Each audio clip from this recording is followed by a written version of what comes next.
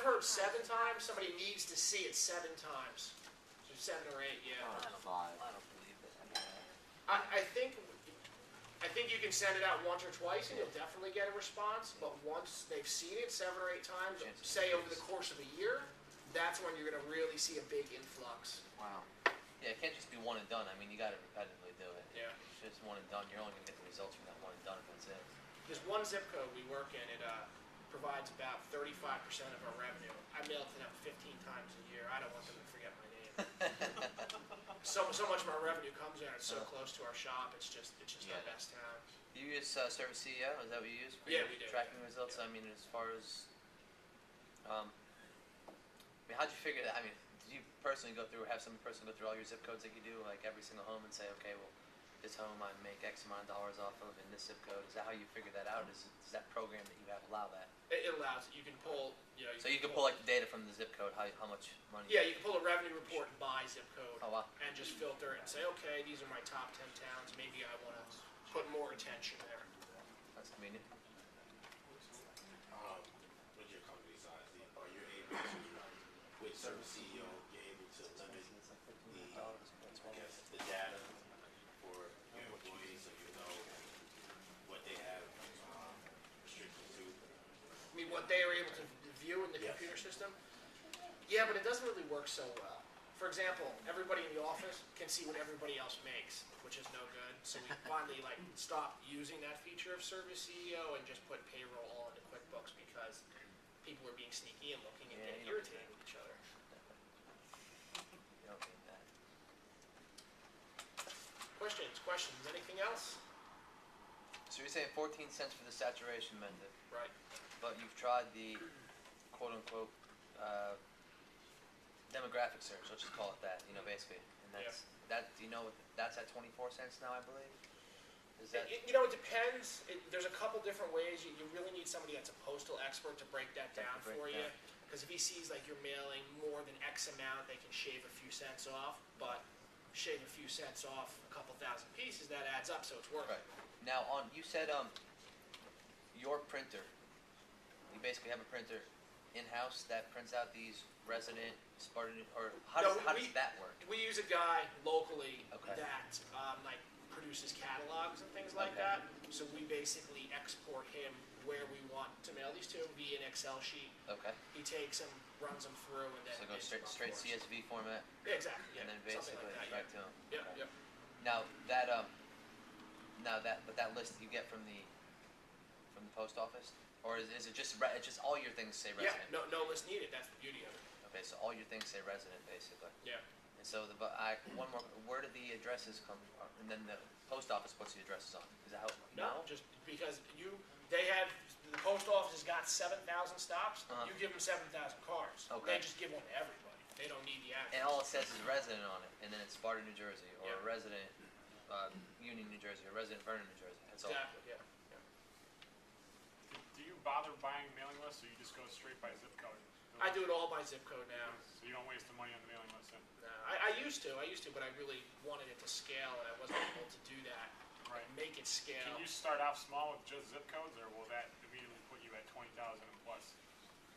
No, I started off small. I nailed the smaller zip codes because the majority of our zip codes have like 3,000 stops, 4,000 stops. Is that what the average one usually? Yeah, I mean they vary. You can get one that has 18,000, but there's ones that have 1,000. Okay.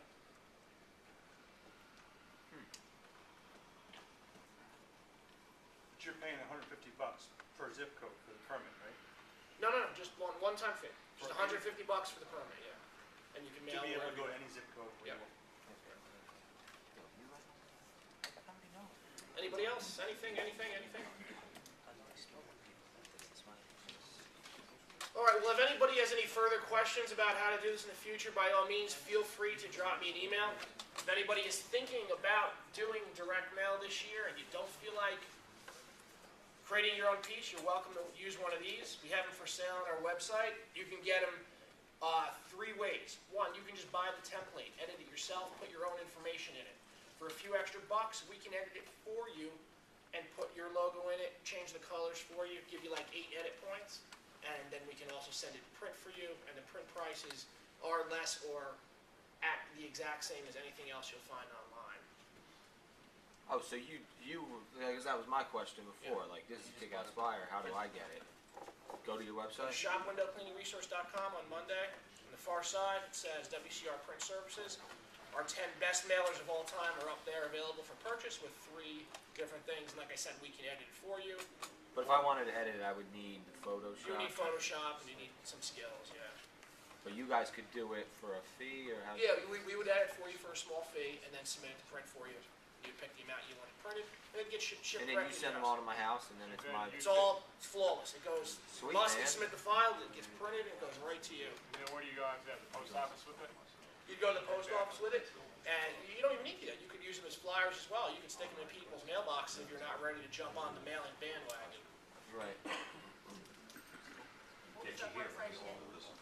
Yep, But we would have to take it to another printer to have the address put on. exactly. Yeah. Or you could do that, or you could run them through an inkjet. You could run them through a laser printer. My first 3 or 4 years doing it, I did it that way because I couldn't afford anything else.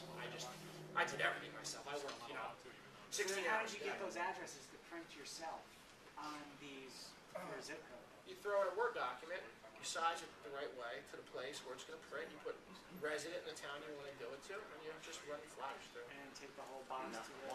Yeah. It's pretty simple. Yeah. We decided offering this service because we put so much time into making these mailers, and it's virtually impossible to make something this good on good yourself the first couple of times you try it. So for a nominal fee, we can do it for you.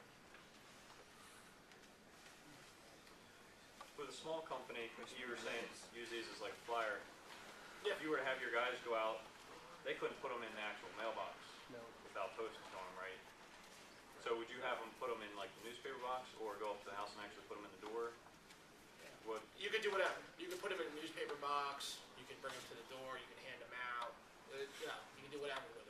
I would recommend not putting them in the mailbox because it's illegal. Yeah. $350 fine per offense. I've been Sound like you know. notarized by the postmaster plenty of times. I had that too back in the day. $350 per offense is what it is. So just total up how many you're doing, and then you'll be out of business before you know it. It's like, I mean, I'm not just think about advocating it this, that but way. they will give you a couple warnings. Yeah, they will. Yeah. If you switch up where you're going to an areas too, you can try to do it that way. But just don't do it to the same.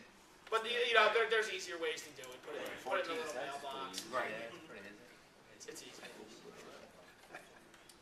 And I think that's about it, unless anybody else has any other questions. So you, Chris, if you do some of these prints for a company, what kind of image do you need for like the artwork and the logo, say from Double Window thing? Is it a JPEG, anything? What would you use? Just if you say you wanted to send that to us, just send us your logo in the most high-res file. Okay. You have JPEG, GIF, PNG, whatever. We can take care of the rest. And you'll take care of the rest. Cool. And I think that's about it, folks.